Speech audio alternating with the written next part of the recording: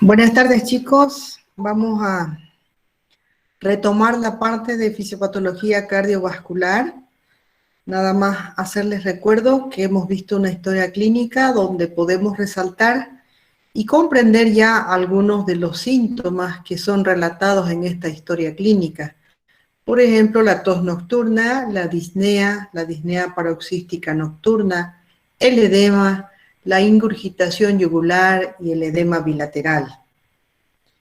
Hemos revisado estos síntomas.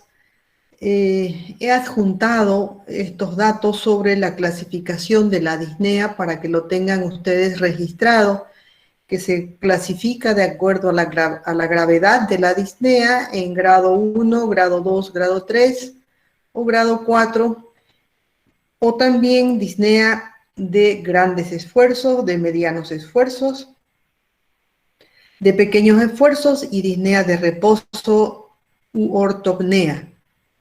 También en cuanto a la ingurgitación yugular, este es un gráfico donde pueden ver una paciente con ingurgitación yugular y los grados de ingurgitación yugular cuando el paciente se encuentra acostado a 35 grados de elevación. Hemos visto también la parte anatómica, una parte de irrigación del miocardio. Hemos visto también el corazón como bomba, el marcapaso fisiológico del corazón. Hemos visto los ruidos cardíacos, lo que significa las etapas de la sístole y la diástole, o sea, la contracción y la relajación. Las fases del ciclo cardíaco, que son 4, la de llenado ventricular, la de contracción isovolumétrica, la fase de eyección y la fase de relajación isovolumétrica. Estas son las fases del ciclo cardíaco. También volviendo a insistir para que puedan comprender mejor las fases del ciclo cardíaco, hemos recordado la definición de gasto cardíaco. ¿Cuáles son los factores que influyen en el gasto cardíaco? Que el gasto cardíaco es igual al volumen sistólico y a la frecuencia cardíaca, y cada uno tiene factores de los cuales depende la definición de cada uno. Vamos a recordar la importancia de lo que es la precarga, que en definición más fácil es la longitud del músculo cardíaco al comienzo de la contracción. Los factores que determinan la precarga ventricular, la poscarga, que es la fuerza que tiene que vencer o la resistencia que tiene que vencer el ventrículo en cada sístole, la contractilidad cardíaca, que está determinada también por el sistema nervioso autónomo, las catecolaminas, el equilibrio ácido-base, el equilibrio hidroelectrolítico, factores como isquemia, hipoxia o también sustancias cardiodepresoras. Volviendo a recordar que el gasto cardíaco es el volumen de sangre expulsada por el ventrículo en 1 minuto. Y los factores que determinan el gasto cardíaco son la frecuencia cardíaca y el volumen latido, también ya lo hemos revisado. Muchos factores hemos mencionado que influyen en estas variantes que son las que determinan la eficacia del corazón como bomba, la precarga, la poscarga y la contractilidad. Enfermedades que pueden afectar todas ellas o independientemente cada una de estas constantes fisiológicas que son la precarga, la poscarga y la contractilidad. Los ventrículos pueden estar sometidos a sobrecargas agudas o sobrecargas sostenidas crónicas o de presión y de volumen. Estas sobrecargas de presión o de volumen van a repercutir en la precarga, en la poscarga y en la contractilidad, determinando pérdida de la capacidad de contracción o pérdida de la capacidad de mantener un adecuado gasto cardíaco, lo cual va a significar una insuficiencia del corazón o insuficiencia cardíaca. También hemos visto que las sobrecargas de volumen o las sobrecargas de presión van a determinar cambios en la estructura miocárdica. Esos cambios van a verse reflejados cuando hay una sobrecarga de presión en un aumento del grosor de la pared ventricular, lo cual da como consecuencia una disminución de la cavidad ventricular. Por lo tanto, una disminución de la capacidad de volumen sanguíneo que recibe el ventrículo antes de cada sístole. O también una sobrecarga de volumen puede determinar una dilatación de las fibras miocárdicas, lo cual da lugar a una disminución de la fuerza contráctil y a un aumento del volumen residual al final de la diástole, lo cual también va a disminuir el volumen sistólico y por lo tanto va a alterar el volumen, el gasto cardíaco. Y en ambos casos vamos a tener un insuficiente gasto cardíaco que significa una insuficiencia cardíaca. El gasto cardíaco normal oscila entre 4 a 6 litros por minuto en reposo. Y tenemos factores que influencian el gasto cardíaco. Entre estos factores muy importantes está principalmente la ley de Frank y Starling. También la resistencia vascular periférica, el efecto del sistema nervioso autónomo, tanto simpático como parasimpático, la frecuencia cardíaca efectiva, que depende de diferentes factores, pero principalmente depende de la adrenalina y noradrenalina, de otros factores periféricos y también depende de la salud del miocardio como tal, o sea, de la existencia de enfermedades cardíacas, de cardiopatías, o situaciones que no son propiamente del corazón, como por ejemplo un desequilibrio hidroelectrolítico o una sobrecarga de volumen que van a afectar al corazón como bomba. En cuanto a la ley de Frank y Starling, es algo que aprendemos en fisiología y lo repasamos muchísimo. Por definición, es la capacidad intrínseca del corazón de adaptarse a cargas variables. Quiere decir que dependiendo del volumen de sangre que reciba el ventrículo, va a alcanzar una presión y una distensión en la pared ventricular, y el ventrículo va a responder con una contracción de acuerdo al volumen que reciba. Es una capacidad propia del miocito cardíaco de distenderse y contraerse, y esa distensión va a determinar la fuerza de contracción.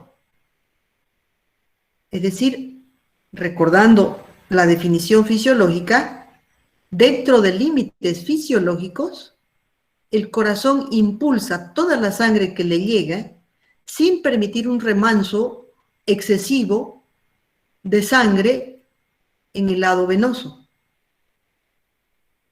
O también es la capacidad intrínseca del corazón de adaptarse a cargas o volumen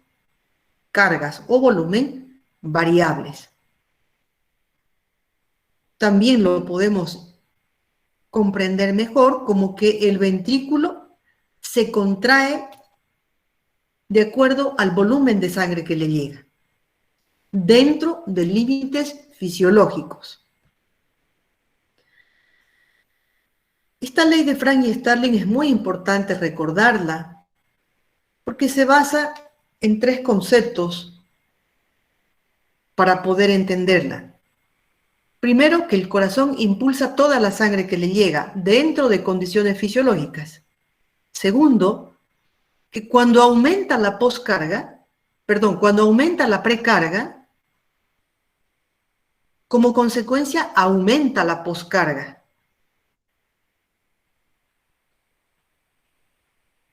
Es decir, el ventrículo se adapta a cargas variables. Si aumenta la precarga, aumenta la poscarga. Y dentro de esto existe un límite fisiológico para que el corazón pueda cumplir con la ley de Frank y Starling de adaptarse a cargas variables y cumplir con una contracción sistólica eficaz. La distensión de las fibras musculares del miocardio es dependiente del volumen que alcanza al final de la diástole. El volumen que alcanza el ventrículo al final de la diástole, cuando termina de llenarse, el volumen que alcanza el ventrículo al final de la diástole va a afectar directamente la capacidad contráctil del ventrículo. Es decir, afecta la función ventricular porque cumple la ley de Frank y Starling. Mientras mayor sea la elongación de la fibra miocárdica al final de la diástole, quiere decir, mientras mayor volumen al final de la diástole, mayor será la fuerza de contracción cumpliendo la ley de Frank y Starling. Esta ley se cumple debido a que en medida que la fibra miocárdica se distiende, se elonga, aumenta el calcio intracelular. Mientras mayor calcio intracelular, la contracción será más vigorosa. Entonces, repitiendo nuevamente, dentro de límites fisiológicos, el corazón impulsa o expulsa toda la sangre que le llega sin permitir un remanso excesivo de sangre en las venas. O también es la capacidad intrínseca del corazón, del músculo cardíaco, de adaptarse a cargas variables. De otra forma, dicho de otra forma, mientras mayor la carga ventricular, al final de la diástole, mayor la longitud del músculo cardíaco. Mientras mayor longitud del músculo cardíaco, mayor interdigitación de actina y miosina. Eso determina una mayor contractilidad, es decir, un inotropismo positivo, lo cual aumenta el gasto cardíaco. Eso en cuanto al primer factor que determina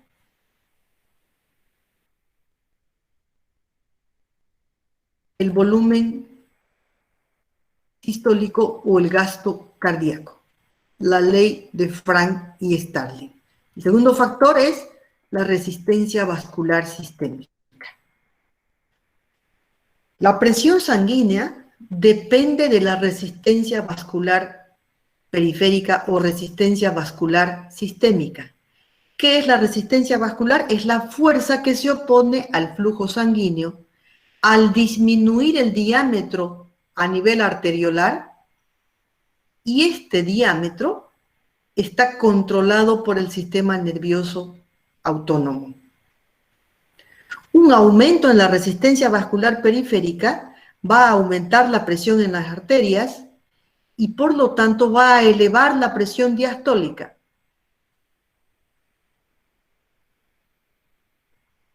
¿Esto qué determina? Determina un mayor esfuerzo sistólico. Aumenta la resistencia vascular periférica y por lo tanto tiene que aumentar, hay un aumento en la precarga. Perdón, en la poscarga. Un aumento de la resistencia vascular periférica significa un aumento en la poscarga. carga. Un aumento de la resistencia vascular sistémica a la mitad de lo normal aumenta el gasto cardíaco en un 10%. ¿Por qué? Porque el ventrículo tiene la capacidad de adaptarse y aumentar la fuerza de contracción para vencer esta resistencia periférica aumentada. Un aumento de la resistencia vascular periférica al doble de lo normal ya no tiene este efecto. El corazón disminuye el gasto cardíaco ya en estas circunstancias en un 30%. Una disminución de la poscarga, o sea, una disminución de la resistencia vascular periférica, aumenta el gasto cardíaco en un 10%. Un aumento en la poscarga disminuye el gasto cardíaco proporcionalmente. La resistencia vascular sistémica es fundamentalmente determinada a nivel de las arteriolas.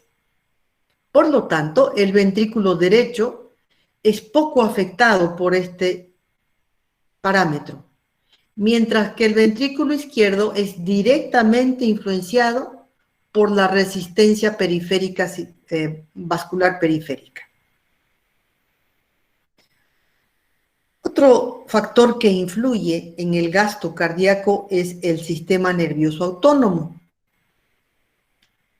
Y vamos a ver que la estimulación simpática a nivel máximo es capaz de aumentar el gasto cardíaco en 20 o 25 latidos por minuto.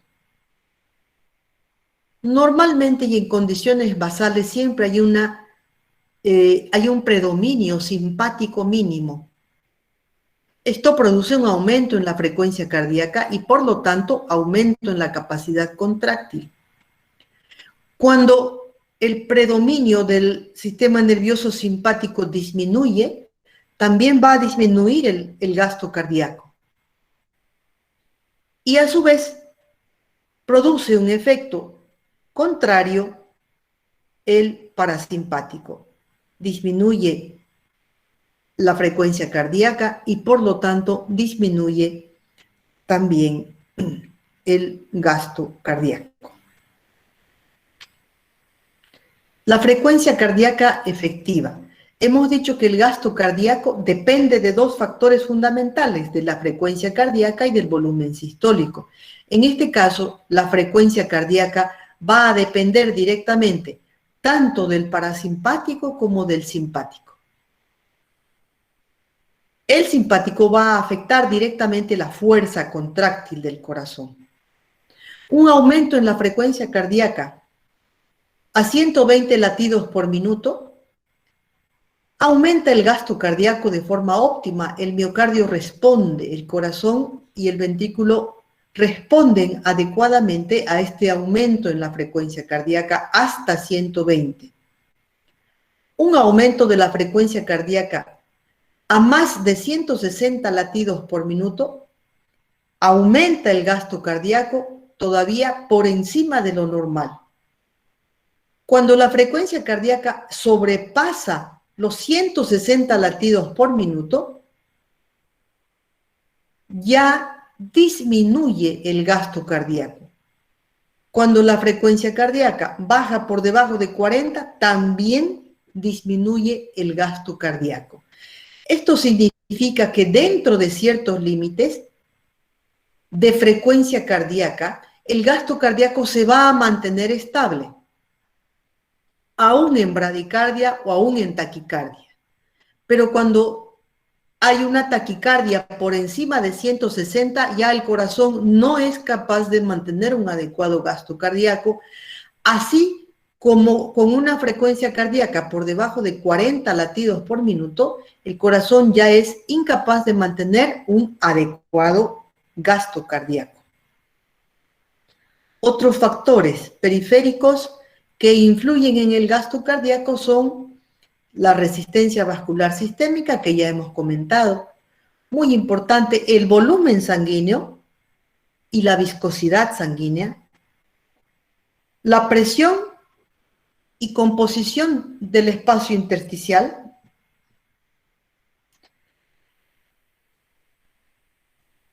el contenido de oxígeno, de dióxido de carbono y el pH sanguíneo, los niveles de adrenalina y noradrenalina y otros factores como la frecuencia respiratoria, la respiración con presión positiva, la gravedad externa, la concentración de oxígeno externo, es decir, factores externos que influyen también en el gasto cardíaco. Obviamente, también vamos a ver que para mantener un adecuado gasto cardíaco es imprescindible un corazón sano, porque pueden haber enfermedades cardíacas o no cardíacas que influyan en el gasto cardíaco, como por ejemplo la inhibición de la excitación nerviosa cardíaca por cardiodepresores, por medicamentos, anestésicos. Pueden haber también factores desencadenantes de arritmias como factores externos, un desequilibrio hidroelectrolítico, un desequilibrio ácido-base, enfermedades como el hipertiroidismo, la anemia, enfermedades valvulares, la hipertensión arterial, cardiopatías congénitas, cardiopatía isquémica, las enfermedades del músculo cardíaco, o sea, las miocardiopatías, y enfermedades pulmonares que van a tener repercusión en el funcionamiento cardíaco.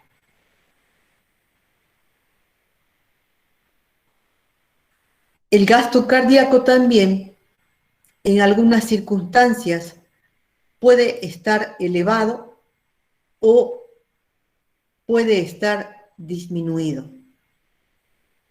Es constante el gasto cardíaco, hemos visto, en situaciones fisiológicas. Se mantiene entre 4 a 6 litros por minuto. Sin embargo, hay enfermedades que pueden cursar con un gasto cardíaco alto o con un gasto cardíaco bajo. Vamos a ver que las enfermedades que cursan con un gasto cardíaco alto son dependientes de una disminución de la resistencia periférica total. La alteración en la resistencia periférica total va a determinar una alteración o un gasto cardíaco alto. Otras enfermedades, como una fístula arteriovenosa, hipertiroidismo, anemia, embarazo o algunos déficits de algunas vitaminas, pueden dar lugar también a un gasto cardíaco alto.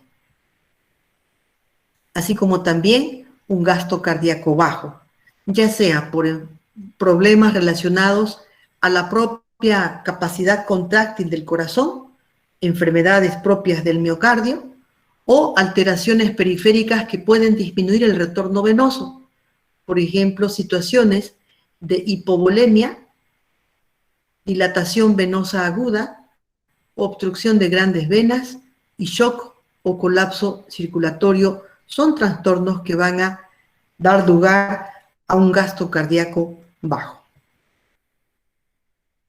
Si tienen alguna pregunta hasta aquí.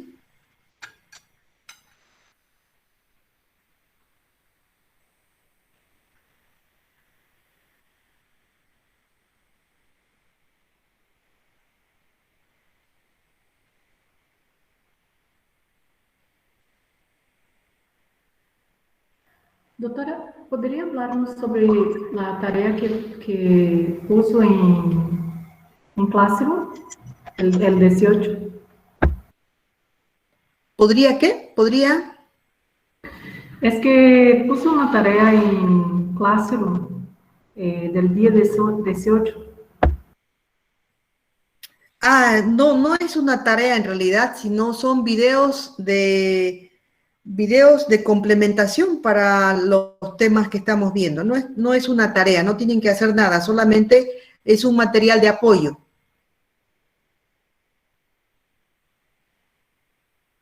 Porque allá dice 100 puntos y como está como tarea. Ah, no, no, no, no, no es una tarea, es un material de apoyo. Ya, gracias, doctora. Ok.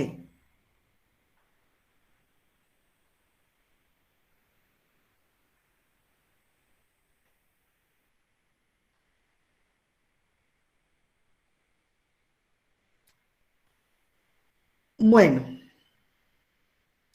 esta es una imagen sobre la estructura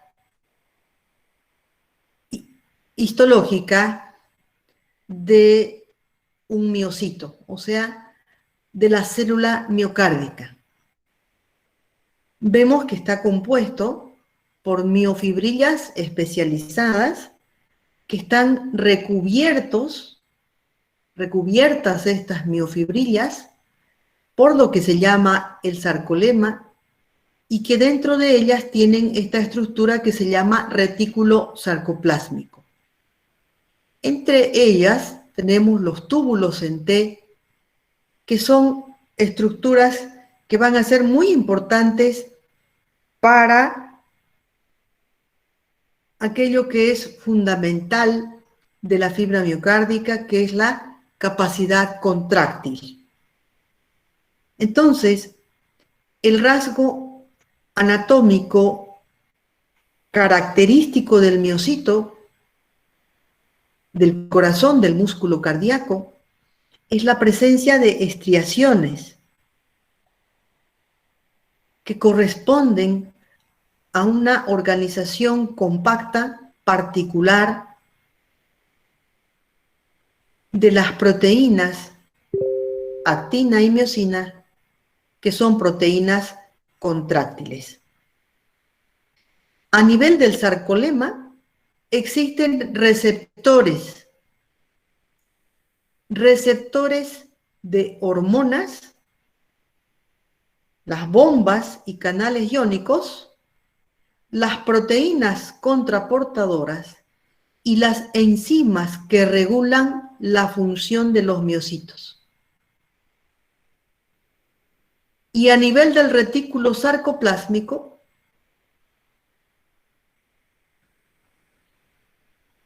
es donde se almacena la mayor cantidad de calcio. Este calcio no es estático, cambia su concentración constantemente en cada ciclo cardíaco o en cada contracción, porque entra y se libera del retículo sarcoplásmico y determina directamente la fuerza contráctil.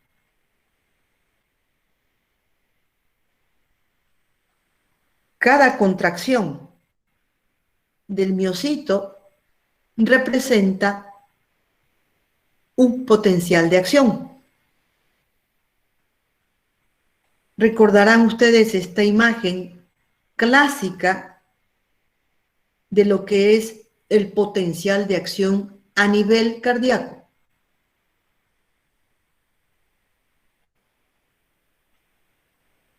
Tiene una fase de meseta, perdón, una fase de reposo, tiene una fase de ingreso rápido de sodio,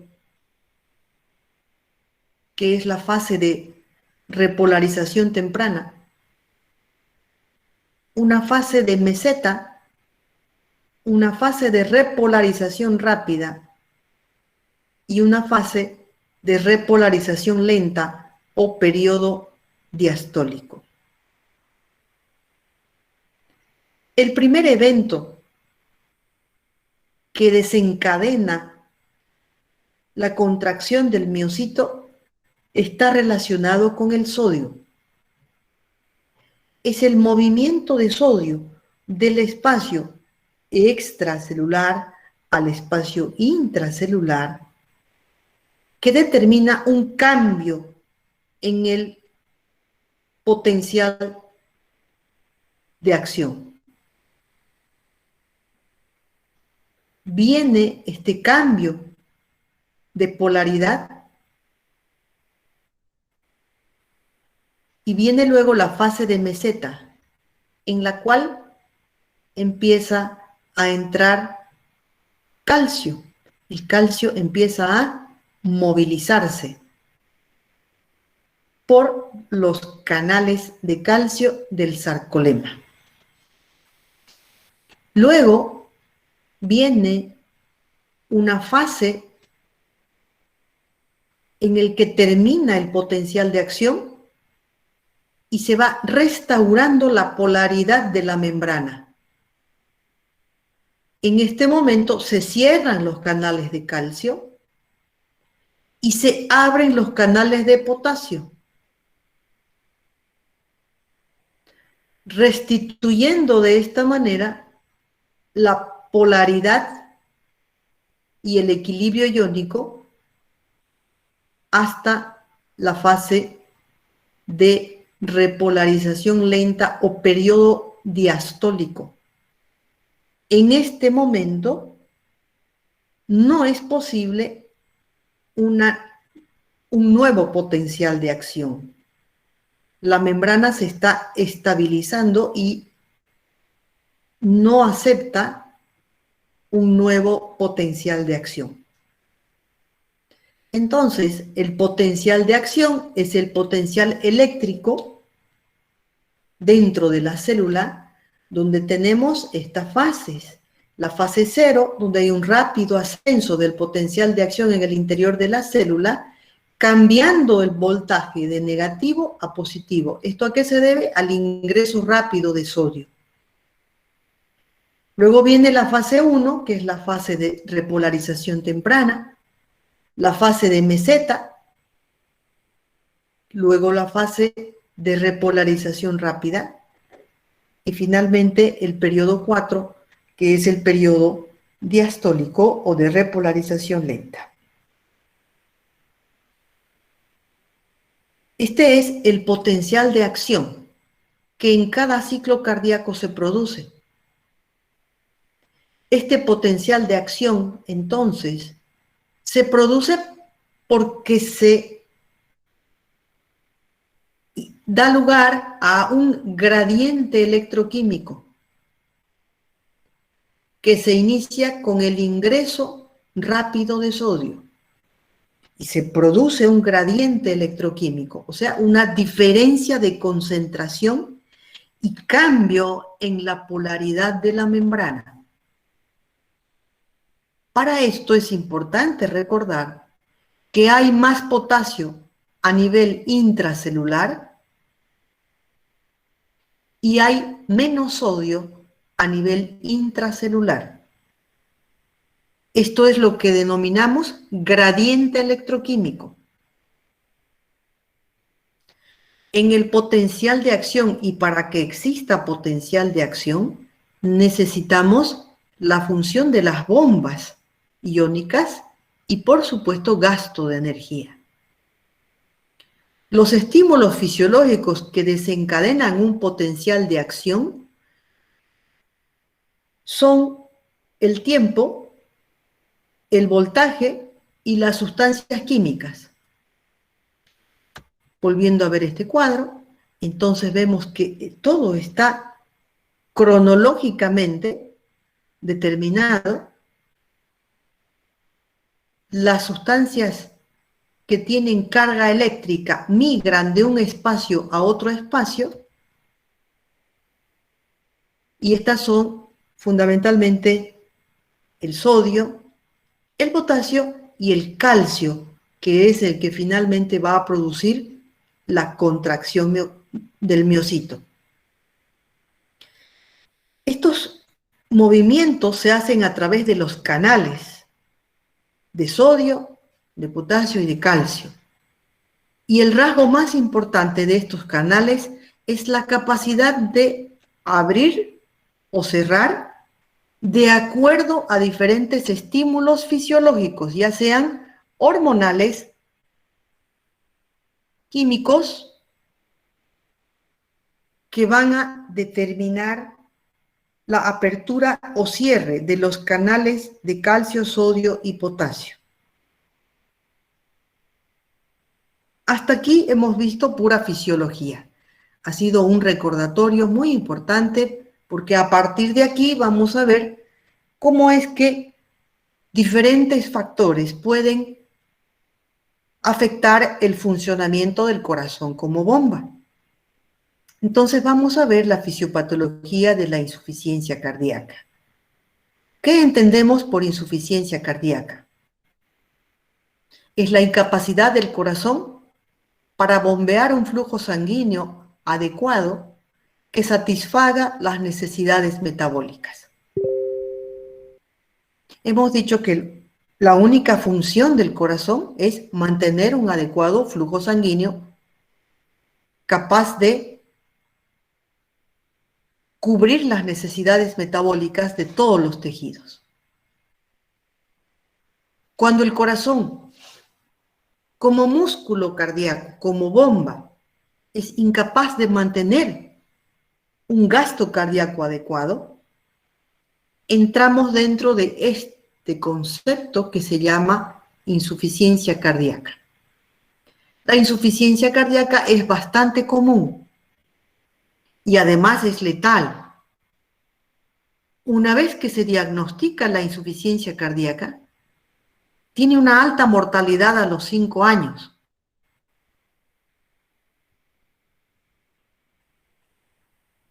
Conforme va pasando el tiempo, una vez que se diagnostica insuficiencia cardíaca, el corazón se va deteriorando. Y mientras más se deteriora, el paciente necesita más medicamentos, se descompensa más fácilmente, el corazón tiene un rango muy pobre, de un gasto cardíaco muy pobre, y cualquier evento lo sobrecarga, lo sobrepasa, y mientras más internaciones necesita un paciente, significa que el corazón está más deteriorado y por lo tanto más probabilidades de que ese paciente fallezca. La insuficiencia cardíaca se desarrolla en respuesta a una lesión, a un daño cardiovascular, que da lugar inicialmente a mecanismos de compensación propios del corazón, del miocardio, así como mecanismos de compensación sistémicos. Estos mecanismos de compensación inicialmente tratan de mantener un gasto cardíaco normal, como todo en nuestro cuerpo, que se maneja por receptores controladores que tratan de devolver nuestro organismo a un estado de homeostasis. En el corazón sucede lo mismo. Cuando el corazón empieza a tener un gasto cardíaco disminuido, es decir, cuando empieza a trabajar de manera insuficiente, hay receptores que le indican a nuestros controladores que el corazón no está trabajando adecuadamente, y por lo tanto hay respuestas que tratan de compensar y devolver a ese estado de homeostasis. Estos mecanismos compensadores, que inicialmente tratan de devolver a un estado de homeostasis, son eficaces al principio. Pero con el tiempo, si se mantienen, más bien resultan perjudiciales para el mismo funcionamiento cardíaco.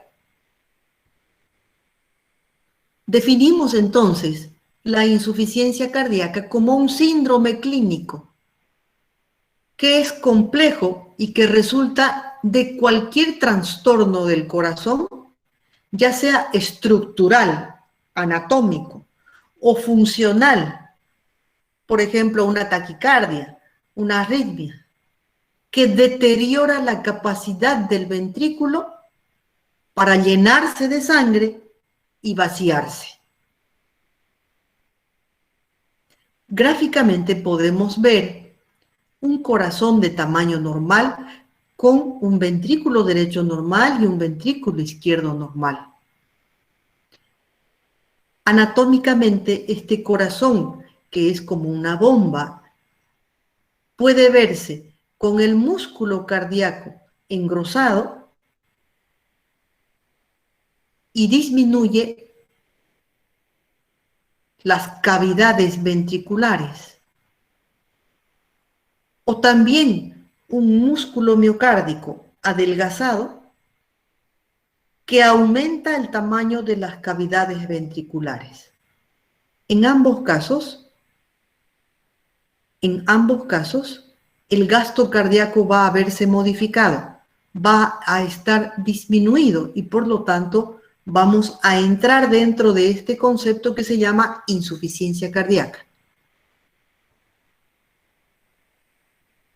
Para poder comprender, vamos a recordar que el volumen minuto o el gasto cardíaco está determinado por la frecuencia cardíaca y el volumen sistólico. Es un recordatorio para que podamos comprender qué es lo que sucede en la insuficiencia cardíaca. En la insuficiencia cardíaca, el volumen minuto o el gasto cardíaco es insuficiente. Por lo tanto, el corazón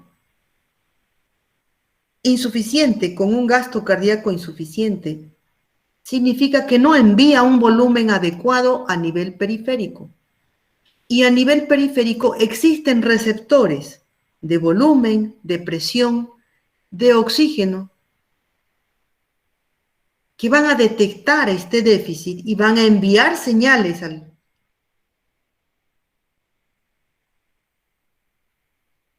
y estas señales van a dar una respuesta. Esa respuesta va a ser compensar ese déficit. Y el primer mecanismo de compensación es aumentar la frecuencia cardíaca. Entonces, en una primera instancia, cuando el gasto cardíaco empieza a ser insuficiente, el primer factor que se modifica es la frecuencia cardíaca, que aumenta. Aumenta la frecuencia cardíaca, ¿para qué? Para tratar de mantener un adecuado volumen minuto. Recordemos también que el volumen sistólico está regulado por la precarga, la poscarga y la contractilidad. Los síntomas de bajo gasto cardíaco o de insuficiencia cardíaca están relacionados con un bajo volumen minuto, o sea, una disminución en la precarga, o con una elevada presión de llenado.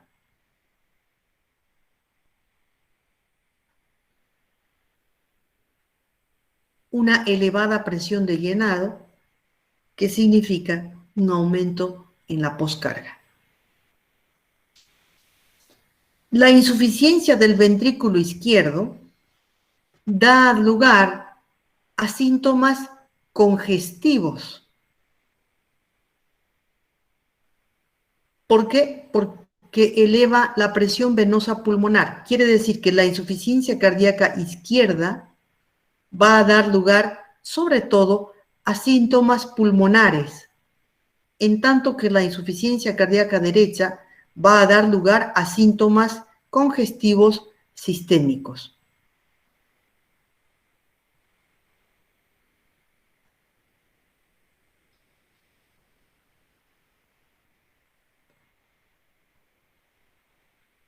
En este punto les voy a mostrar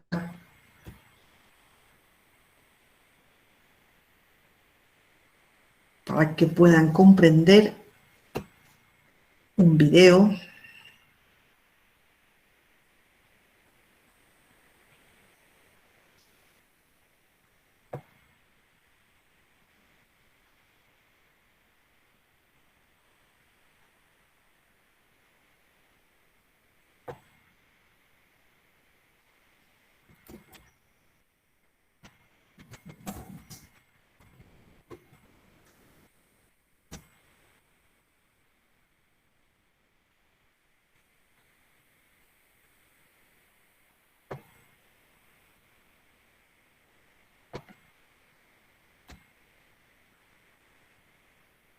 del estrés hace que su insuficiencia cardíaca empeore, porque estas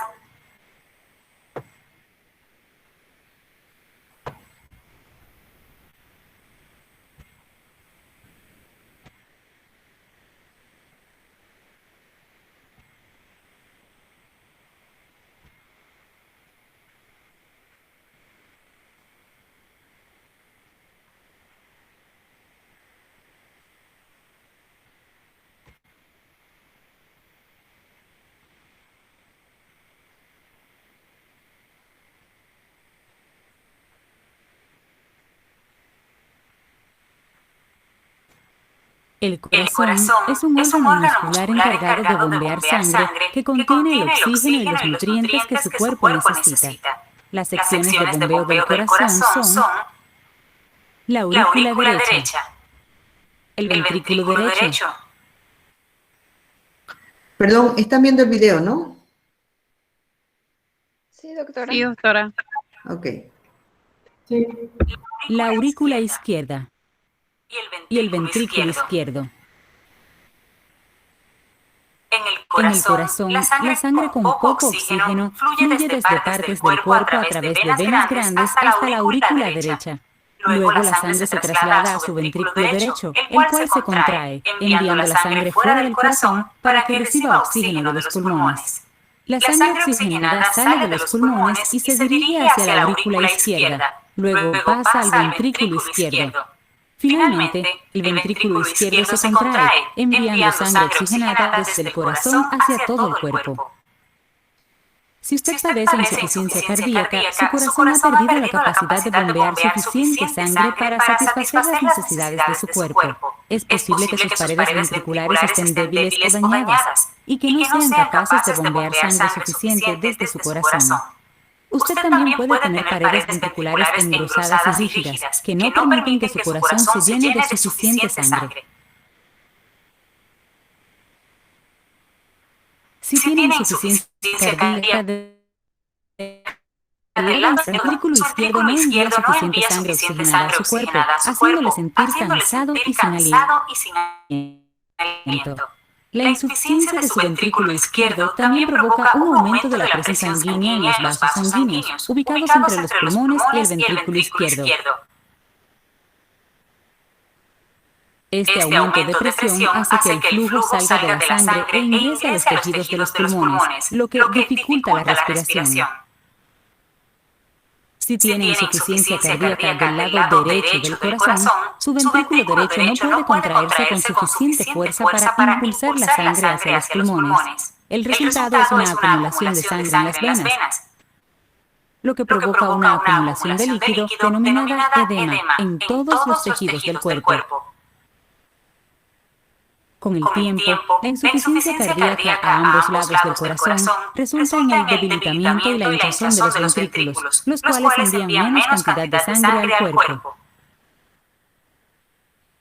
Para compensar la disminución de la cantidad de sangre, el sistema nervioso libera hormonas del estrés, que incrementan la velocidad y la fuerza de los latidos del corazón. Lamentablemente, la liberación constante de estas hormonas del estrés hace que su insuficiencia cardíaca empeore, porque éstas dañan las células musculares de los ventrículos. La causa más común de insuficiencia cardíaca es la cardiopatía coronaria.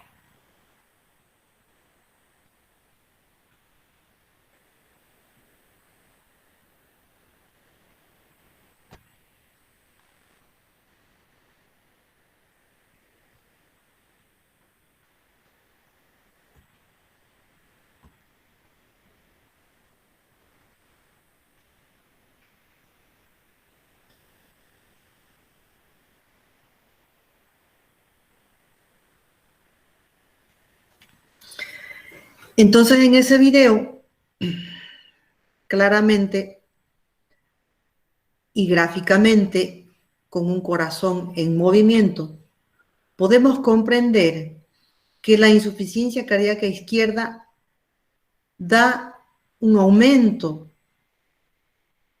retrógrado de sangre, primero en la aurícula izquierda, y de la aurícula izquierda un aumento o congestión de los vasos sanguíneos pulmonares. Ese aumento de presión y congestión de los vasos pulmonares va a determinar que escape de líquido al intersticio pulmonar. Ese escape de líquido al intersticio pulmonar significa edema pulmonar. Y ese edema pulmonar, edema alveolar, significa una alteración en la hematosis.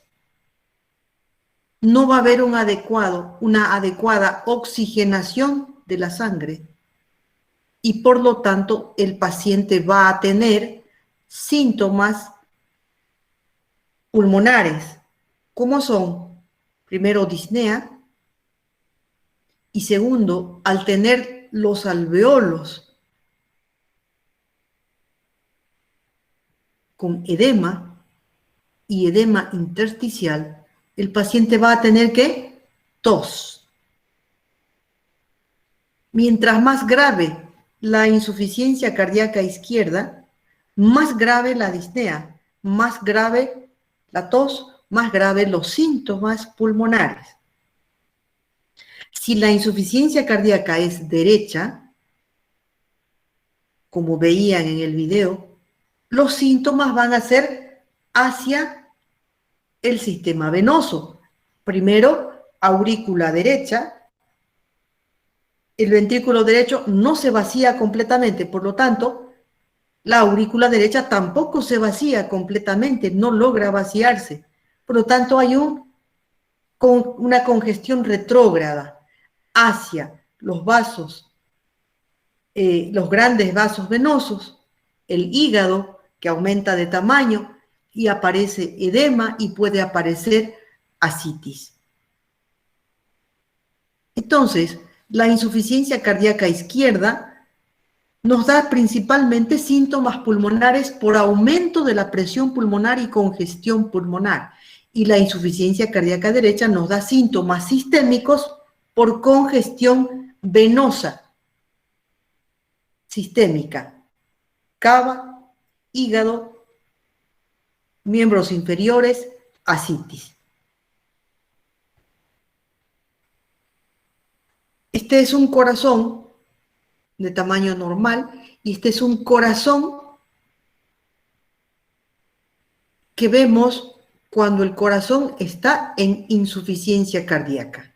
La insuficiencia cardíaca puede ser solamente de ventrículo izquierdo, que es la más frecuente, puede ser de ventrículo derecho, es menos frecuente, y cuando hay falla de ambos, izquierdo y derecho, se llama insuficiencia cardíaca congestiva.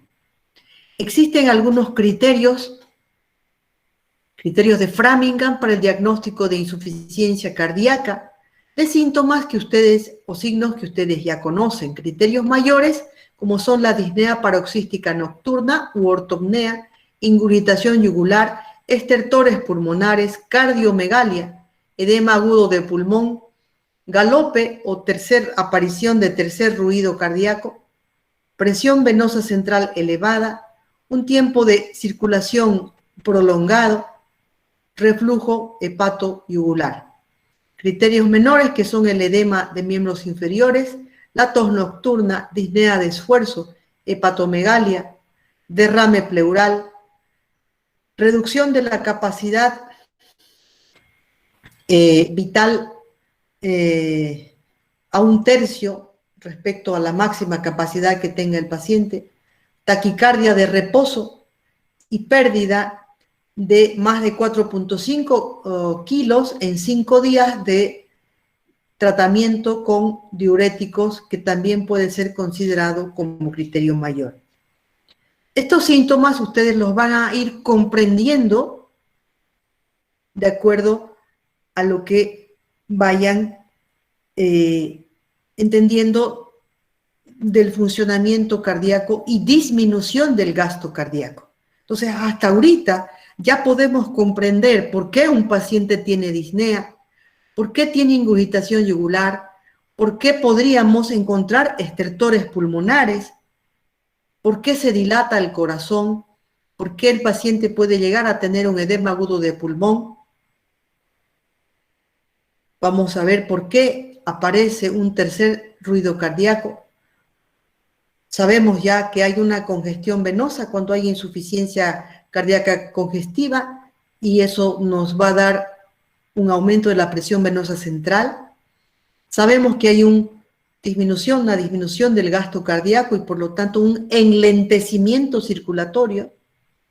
¿Y por qué hay reflujo hepatoyugular? Entendiendo que una falla ventricular derecha provoca congestión sistémica, hepatomegalia, y el reflujo hepatoyugular se observa comprimiendo el hígado crecido hacia la región caudal, o sea, hacia la cabeza, y la ingurgitación yugular aumenta. Eso se llama reflujo hepatoyugular y también podemos observar el latido de una yugular llena pletórica que también es un signo importante de insuficiencia cardíaca congestiva. También ya podemos comprender por qué se produce edema malolar, por qué se produce tos nocturna, disnea, que principalmente, inicialmente puede ser de esfuerzo y después inclusive de reposo, por qué aparece hepatomegalia, derrame pleural, porque hay congestión pulmonar, reducción de la capacidad vital, obviamente el paciente es incapaz de hacer un mayor esfuerzo y exigir un mayor rendimiento de su corazón, taquicardia de reposo, ¿por qué? Porque hay una mayor, hay un mecanismo de compensación que aumenta los niveles de adrenalina y noradrenalina para provocar un aumento en la frecuencia cardíaca compensatorio, taquicardia de reposo, y entenderán que cuando se trata la insuficiencia cardíaca se mejora la fuerza contráctil, se disminuye la precarga con diuréticos, se disminuye de peso y ese es otro criterio. O sea, todos estos síntomas son totalmente explicables fisiopatológicamente. Y lo vamos a tratar de explicar también en este gráfico, donde una enfermedad cardíaca, entendida como una alteración cardiovascular, ya sea una miocardiopatía dilatada, por ejemplo, enfermedad de Chagas, una cardiopatía isquémica, infarto agudo de miocardio, enfermedades valvulares, hipertensión arterial u otras enfermedades van a afectar el corazón. ¿Cómo van a afectar el corazón? Pueden afectar, de acuerdo al tipo de enfermedad, la precarga, la poscarga, van a disminuir la fuerza de contractilidad y van a provocar una remodelación ventricular, como han visto, ya sea un engrosamiento de la pared ventricular o más bien un adelgazamiento de la pared ventricular. ¿A qué va a llevar esto? A una disminución del gasto cardíaco. Esta disminución del gasto cardíaco significa que va a haber hipovolemia. Por lo tanto, va a haber disnea, fatiga, dificultad respiratoria, diaforesis, alteración de las presiones, edema de miembros inferiores y aumento de la micción nocturna. Esto lo podemos explicar luego, por qué el paciente orina más de noche y tiene que ver también con la disnea paroxística nocturna.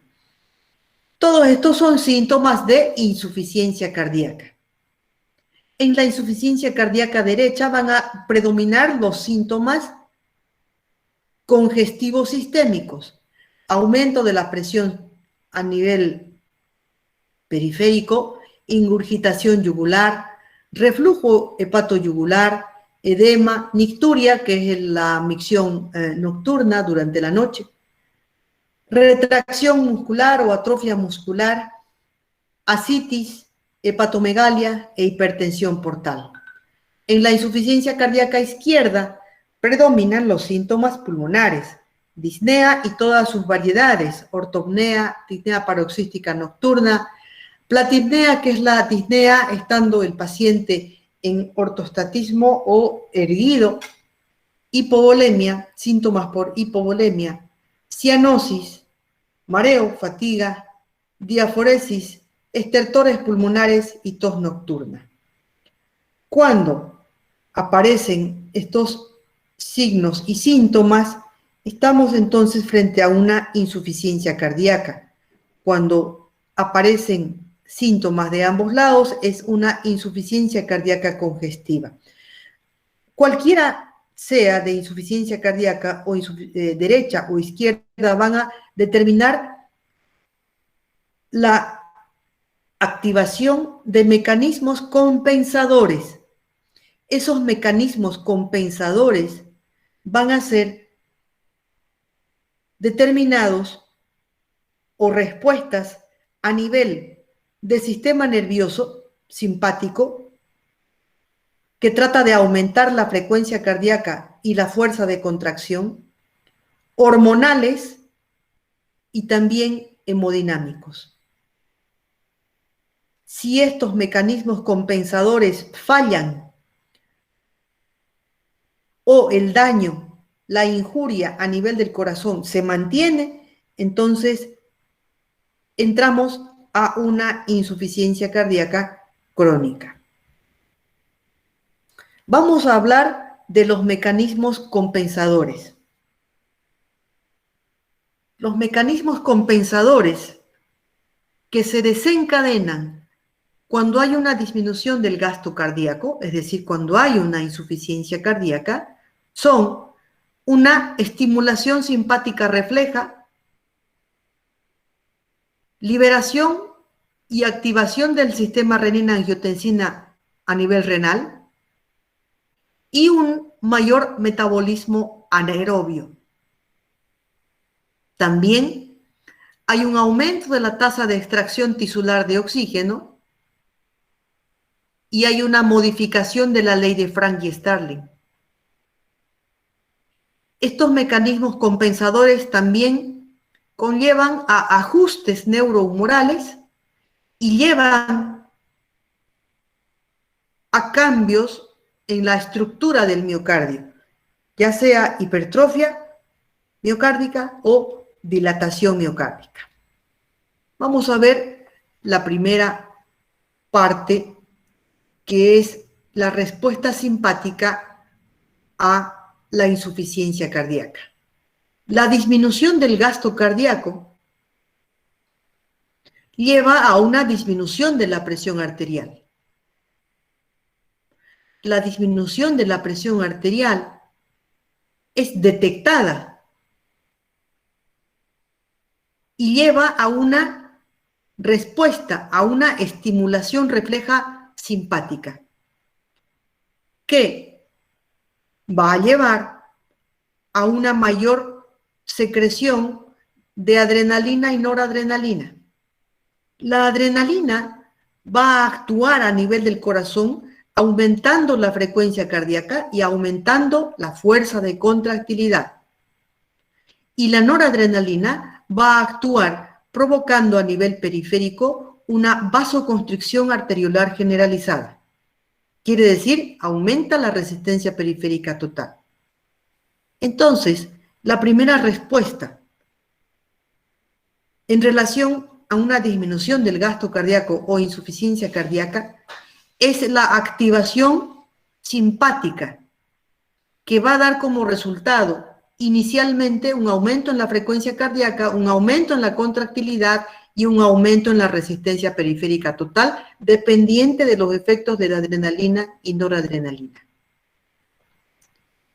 Obviamente entenderán que si este estado se mantiene, el corazón que ya está dañado, que late más rápido, que se contrae con mayor fuerza, con un aumento en la resistencia periférica total, esos efectos que inicialmente pueden compensar temporalmente la falla del gasto cardíaco van a resultar en un efecto más bien de empeoramiento de la insuficiencia cardíaca. También vamos a ver que la disminución en el gasto cardíaco lleva nuevamente a una disminución de la perfusión tisular. Y entre los órganos que más se afectan por una disminución de la perfusión tisular están los riñones. Por lo tanto, una disminución del gasto cardíaco va a llevar a una disminución de la tasa de filtración glomerular. La disminución del gasto cardíaco con disminución de la tasa de perfusión tisular o la disminución del volumen sanguíneo periférico va a llevar a una activación, a una respuesta a nivel de los receptores periféricos de presión y volumen que existen a nivel renal, que es el sistema renina-angiotensina, que está a nivel yuxtaglomerular en las células yuxtaglomerulares. Por lo tanto, hay una liberación de renina. ¿Qué hace la renina? Pues la renina se va a convertir a través de la convertasa a la angiotensina 1 en angiotensina 2. ¿Qué hace la angiotensina 2? Es el vasoconstrictor más potente, por lo tanto, va a aumentar la resistencia vascular periférica, intentando aumentar la presión arterial y por lo tanto va a aumentar la poscarga. Al mismo tiempo, la angiotensina 2 activa una mayor producción de aldosterona y una mayor producción de aldosterona, ¿qué intenta hacer? Su efecto fundamental es mayor retención de volumen a través de una mayor retención de sodio y agua. ¿Todo para qué? Para aumentar el volumen del gasto cardíaco. ¿Esto qué va a aumentar? Va a aumentar la precarga. El aumento en la poscarga y el aumento en la precarga va a agravar la insuficiencia cardíaca. Entonces, nuevamente, los mecanismos compensatorios agravan la insuficiencia cardíaca. Hasta aquí vamos a dejar para que, si tienen alguna pregunta, podamos responder.